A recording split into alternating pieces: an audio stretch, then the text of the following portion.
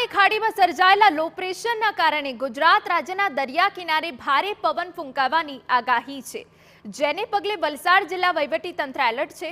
દરિયા કિનારે 70 થી 80 કિલોમીટરની ઝડપે પવન ફૂંકાવાની સંભાવના છે, જેના કારણે દરિયો તોફાની બને તેવી આશંકા વ્યક્ત કરાઈ છે। તકેદારીના ભાગરૂપે વહીવટી તંત્રએ બીચ ઉપર સહેલાણીઓની સુરક્ષા અને જાગૃતિ માટે બેનર લગાવ્યા છે। તિથલ બીચ પર પોલીસે સહેલાણીઓને દરિયાની નજીક ન જવા સૂચના આપી।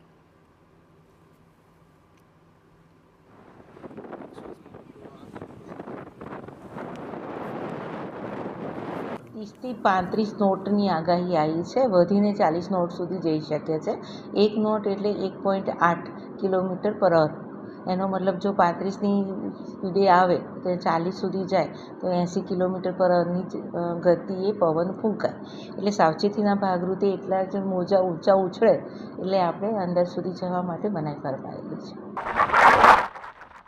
માછીમારોને પણ દરિયો ન ખેડવાની સૂચના આપવામાં આવી છે। ઉમરગામ, નાની દાંતી, મોટી દાંતી અને કોસંબાના માછીમારોને 2 જૂન સુધી દરિયો ન ખેડવાની સૂચના સાગર મિત્રો મારફતે અપાઈ છે। હાલ તો સમગ્ર પરિસ્થિતિને પહોંચી વળવા માટે વલસાડ જિલ્લાનું વહીવટી તંત્ર એલર્ટ મોડમાં છે।